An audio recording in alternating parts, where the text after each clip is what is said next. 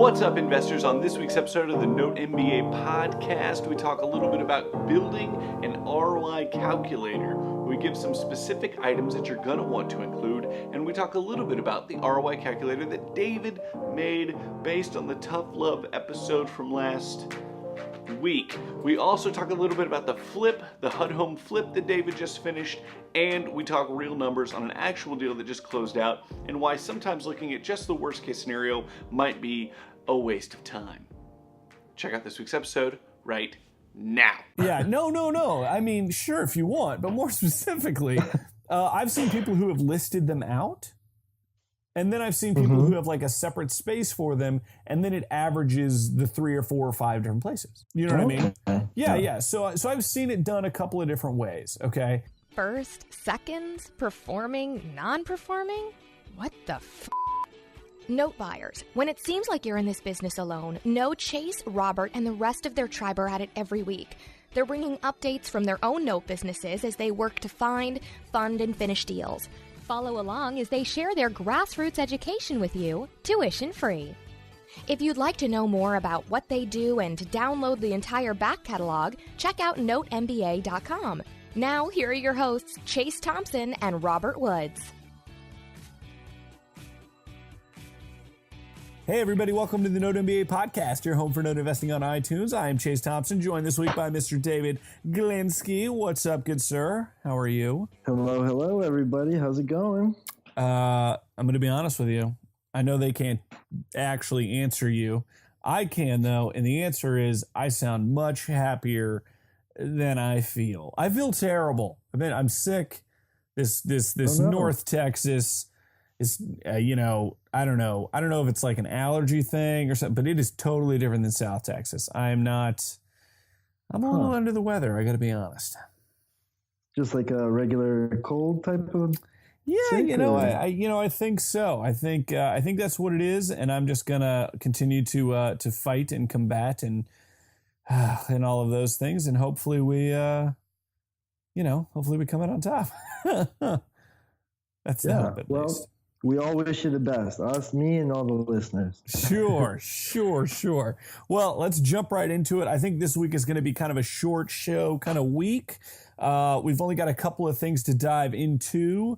I cannot wait next week to have Mr. Woods back on the show. He's currently in the air, flying back from Tucson, I believe, Arizona, for a very good reason that I cannot wait to talk about on the show.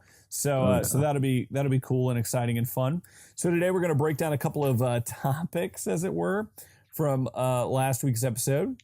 And no tough love this episode. No tough love. But the remnants, right? The benefits of tough love are important.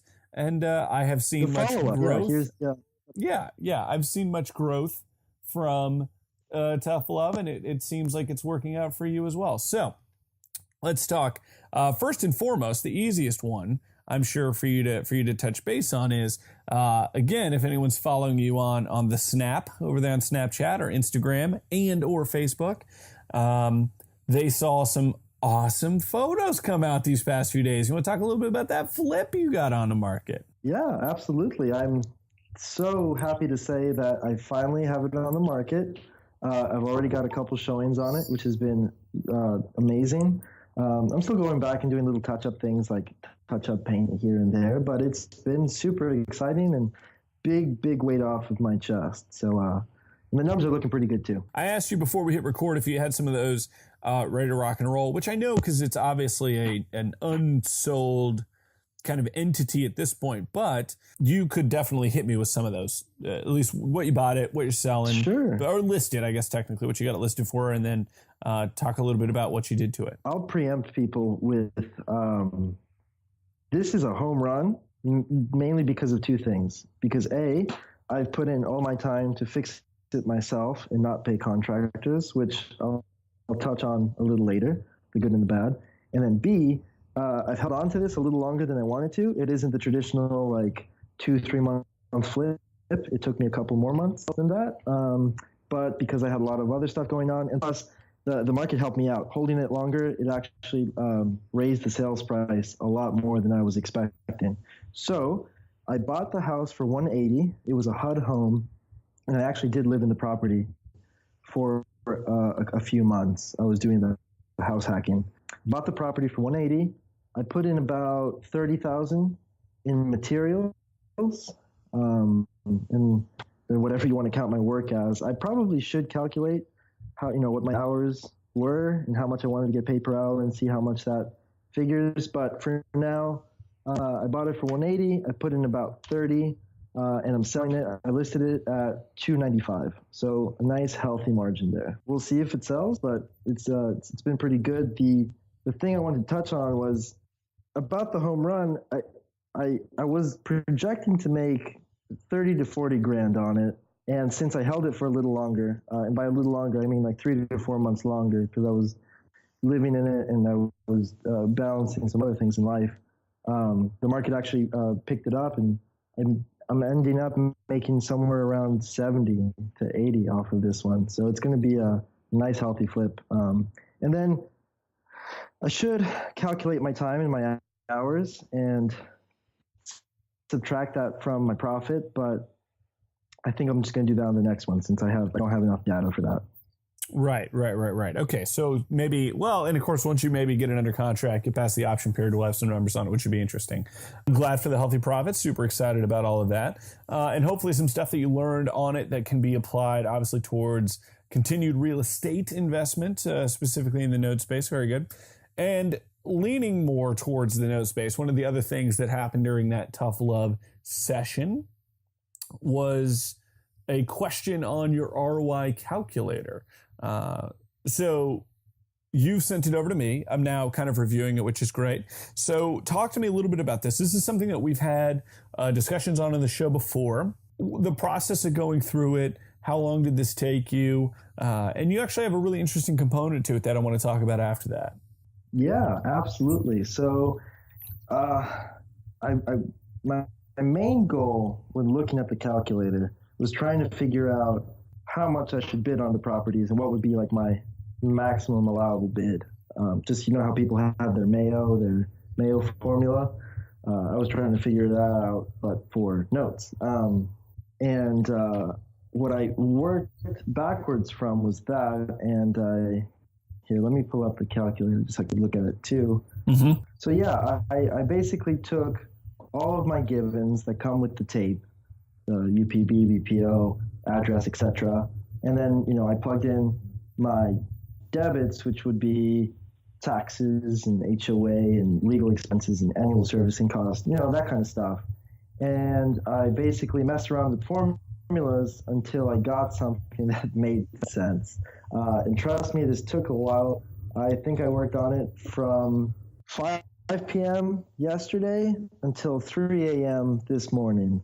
And I took some breaks, but I had a lot of coffee and a lot of just staring at the screen, trying to figure out which equations worked. And I think I figured out things I was comfortable with, things I wanted to know. I mean, I think this is going to be different for everybody as far as how they evaluate a good deal. You know what I mean? Yeah, definitely. And for you looking at this particular, so we've talked, like I said, about ROI calculators on it and the importance of having them and all that kind of stuff, understanding the deal. Did the design of yours, I like the design of kind of what you've gone through with it because it looks more like a traditional tape. The way that you roll through all of the figures of the asset, right? So like traditionally, not to dive too deep in, but the ROI calculator, it has to show, especially in this business, right? It's going to have to show unpaid balance. You've got to have an unpaid balance. Like that's 100%. You absolutely have to have that. And then you're going to have some sort of valuation.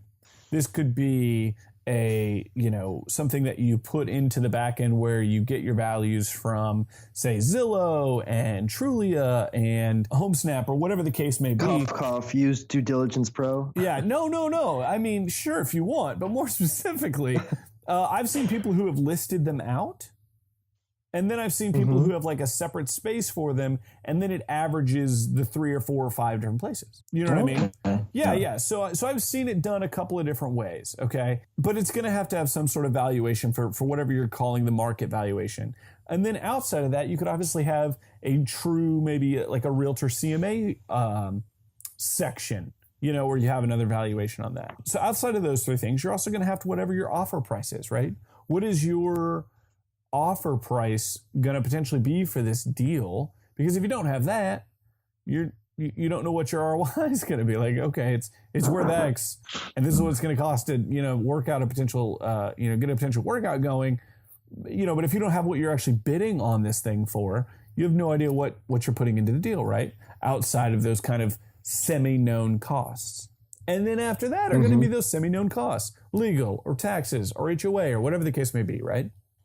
So for you, going through this process, what do you feel is your biggest, where do you feel like you might be missing the most insight on your particular ROI calculator? Because I can tell you what mine was, but I want to know if you kind of get what I'm after. I think since my mind works more of like a visual than a numbers type of person. I had trouble figuring out what the importance of certain percentages were. It took me a while for it to click in my mind why knowing the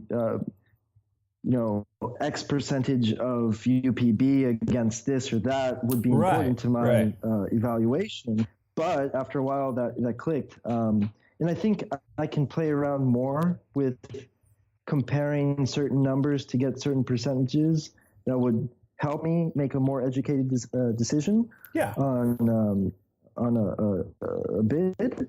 But I think that's where my plateau, my wall, if you want to call it, would be. And I think that makes total sense, right? Like, and it's hard to work in the abstract sometimes if you're not, designed that way, essentially, if you're someone that struggles with that, right? So like for you, just having something down on paper is already, it sounds obvious, but it's already unbelievably more helpful, right? Because now you do have something where I can go plug in a different number here or a different number here, and you're essentially going to be able to see in real time, oh, that's why that matters, or why this matters, and then you can tweak from there.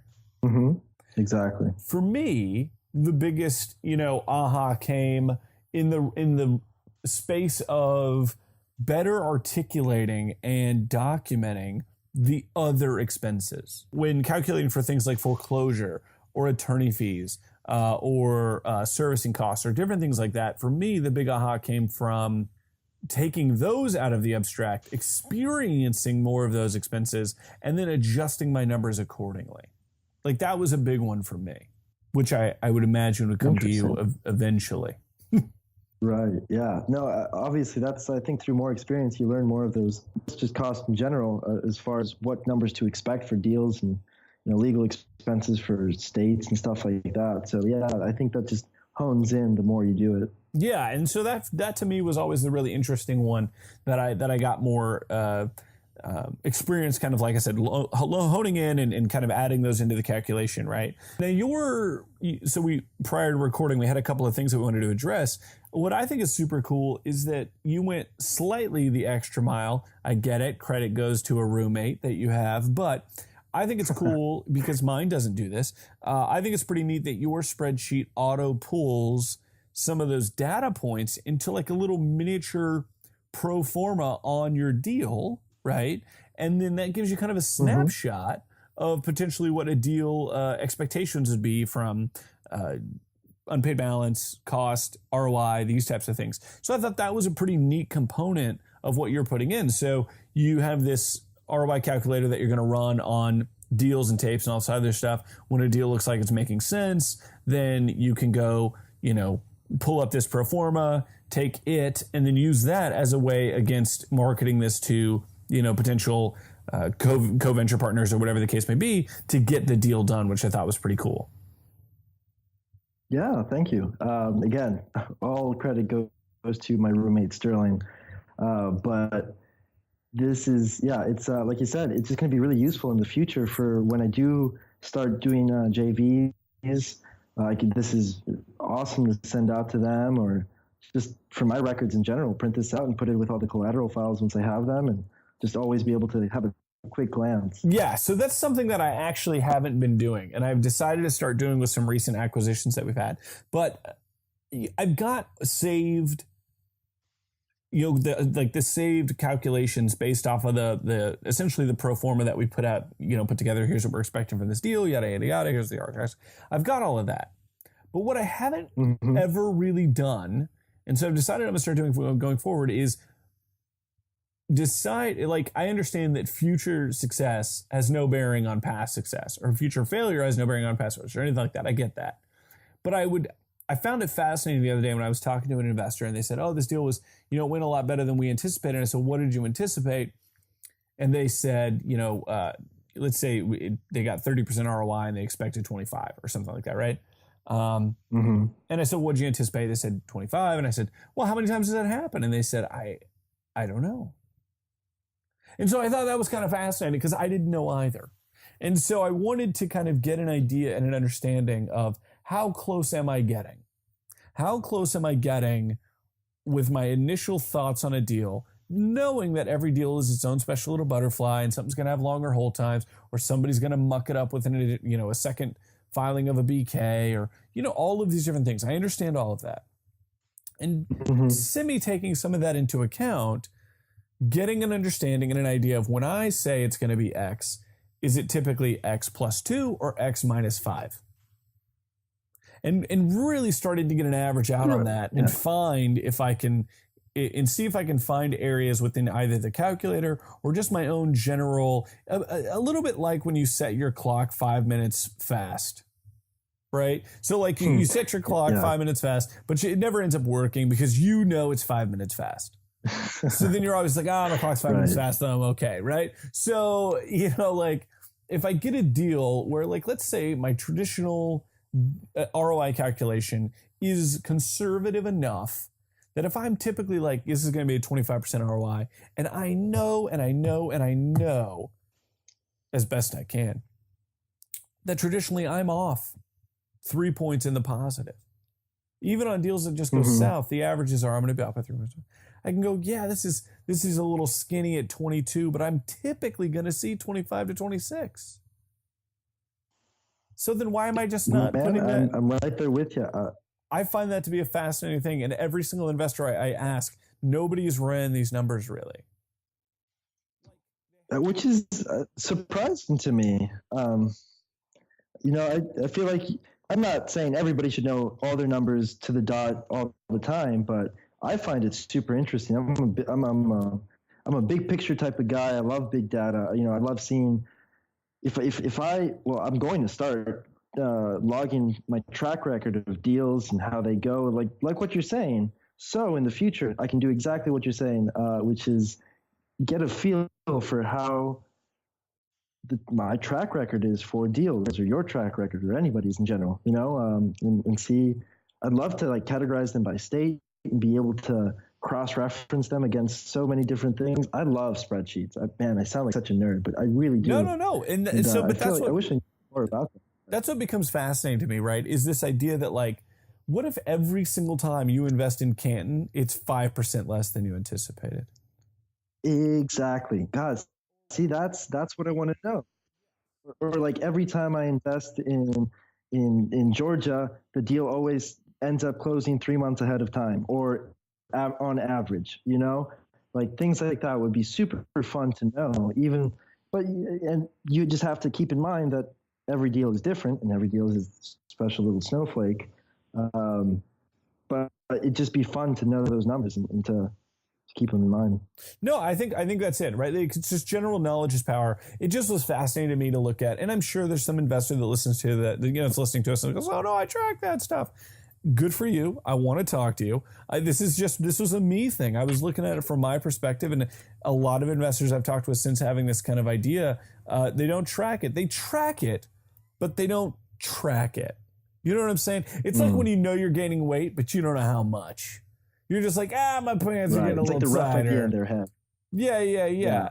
Right hand not telling left hand what's going on kind of thing. So I thought that was pretty fascinating. Now, you had an interesting question leading up to all this, where you were asking me, and I wanted to make sure to get this on the show because I think I know where you were going. What was your question about worst case scenario?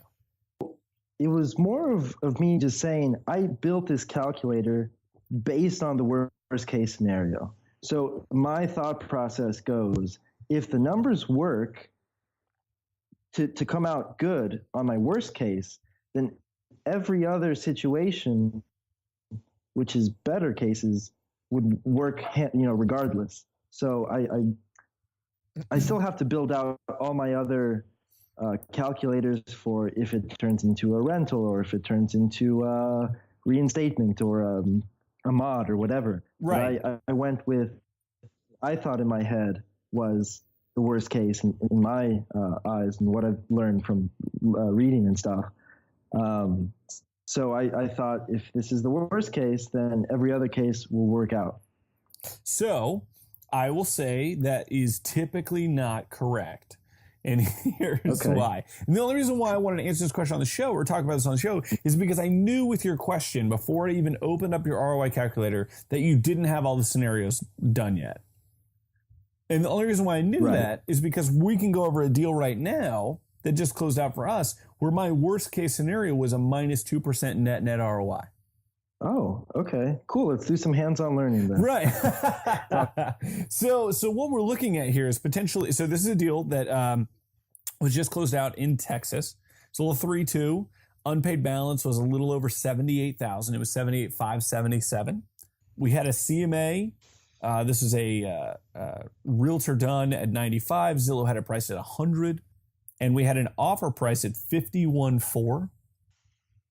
So adding in things like attorney's fees, the servicing fees, data, there were some taxes, $2,700, some other stuff. We got roughly to about $58,600 was kind of like all in total cost, right? Which would bring us to about 75% of unpaid balance. But again, in Texas, that makes sense. So if you're looking at this deal, if I'm looking at all of my ROIs on this one, a rental ROI, and we can dig into why, but a rental ROI on this one would net me a negative 2% ROI. Which is obviously worst case, unless there's a more negative number than zero, I guess. All things less than zero would be technically worst case. But we had a positive ROI on a deed in lieu. If we had a little cash for keys action at potentially 39%. We had a foreclosure percentage at 27%. And we had a modification percentage at 42%. And that was modding it at $80,000, which was just over their unpaid balance total. So it was basically adding in some of those arrears and things that were in the deal. So you can see in a scenario like that, this is a terrible rental market I was in. So that was obviously going to be not a great ROI. And so for you living in Florida, having experienced like this home at a 3.2 is going to rent for less than a lot of condos in Florida, regardless of size that we see. You see what I mean? So because of where it was located, because of the market, because of the side of town, because of yada, yada, yada, yada, yada, right? And that was adding in some HOA stuff, some management fee stuff, insurance, just a lot of other things. It wasn't gonna net me out really all that well. So where do you think what went wrong there? Nothing went wrong. Just the CMAs? No, no, everything was right. All the numbers were fairly accurate. We closed out on this deal. It's done. 27%. We had to foreclose. Oh, okay, good. Oh, okay, I got you. Sorry, I was misunderstanding. Yeah, but what I was telling you is that if I went all the way back to my original ROI calculator on this one, rental would have been the worst case scenario because our rental market here is weak in this area, right, where this home was at. So when you're looking at this, I agree with you regarding. So then, worst case scenario in this case would have been rental, and it obviously is the outlier and needs to be dropped in a bucket. Because it's a bad rental market, right? Like, just take that out. Then you go backwards and go, well, foreclosure is the worst case scenario here at 27. I'm still happy with that. The others are 39 and 42, presumably. That 42, though, was with a $5K down payment. What if they couldn't do $5K now? You have to take a down payment. And maybe there was something we could have got $2,500 down and then maybe $2,500 in the next few payments after a forbearance, something like that, right? But it would have taken the initial ROI down to 38. So then we would have been at 27, 39, 38, which is still great, no question, right? But it just shows you that playing with these numbers, looking at all of the different calculations, all things being equal, the worst case scenario is not obviously going to dictate everything, one. And two, there are some areas that you need to work on your calculator, not you again, but everyone, including myself. I just got to tell you, I'm working on a new one here, but before we hit record. But essentially, looking at this one, you've got to have all those scenarios on your calculator, because if you don't, you're going to be missing something. Right. So, like in your case, if you said, foreclosure looks like I can do, say, 26 or 25 or 20%, whatever, right? So if I'm okay with that, then I'm okay with whatever the next thing is. Well, what's the next thing actually look like, right? And getting that information, figuring that out and kind of going from there is can be fascinating. Yeah, no, that's it's super interesting. I'm excited to start playing around with it, and I'm really glad I have just a good base to go off of now. Because from this point forward, it's going to be easy to just copy and paste and then tweak little things here and there. But just getting the bulk of this done is just another weight off of my chest, just like selling this flip. And I'm not going to lie, I was kind of intimidated to start this. I think that's partially why it took me a while to get this ROI calculator done, is because I don't know spreadsheets too well, and I don't know which numbers are important, which ones aren't. But a couple hours of hard thinking and, figured it out, and I feel so much more comfortable with this now. You got that Cal Newport deep work. It'll be in the show notes. Oh, that's it. Yeah. That's right. Yep. Cal Newport deep work. Doing the deep work. I like it. So anyway, I'm glad that you got that stuff banged out. To anybody who's new or is still kind of like on the fence about what their calculators are like, I just got done, for the past few days, I've been hanging out with a really cool, experienced, I think she's closed on 41 plus deals. I think she had closed on a couple more probably while she was here. Raised, $2 million in private capital, has been doing this for, I think, 3 or 4 or 5 years. And she said that she shared that she had been doing her ROI calculations by hand for a long time. Wow. Like, just because she knew all the components, right? And by hand, I don't necessarily mean I mean, she might have meant literally by hand. I didn't really dive into if she meant literally by hand or if she just meant like doing a new sheet every time. But it was a while into her investing career before she finally put it all in and then was like, did the formulas to have more of a plug and play system. So, regardless of how you're doing it, it just needs to get done. And so we've kind of reviewed some of the important stuff that needs to go into your calculator. So if you've got one, great, move forward. If you don't, you really need to put one together. And even just start with one scenario. I mean, this is always going to be evolving, whether you're in deal 1 or deal 100. I mean, don't be scared to start it like I was. Just get something on paper and start.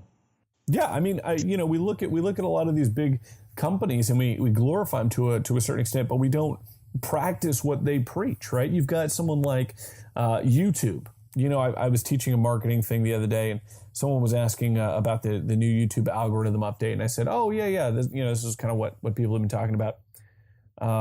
And the way they asked the question was a little know-it-all-y. Not that I know everything even, but just the way they asked it, I was like, that's kind of, And I was like, hey, real quick, how many times did YouTube officially change their algorithm last year? Do you know? And and they have no idea. Yeah, they had no idea. And like the official number is 174 times. Whoa! Right? Isn't that bananas? At Facebook, at any given time, there are 10,000 different versions of Facebook live. Which means crazy. that if we had know that. Yeah. Which means at any given time, if we had 10,000 people listening to this episode, each one of them could have a different Facebook experience at any given time.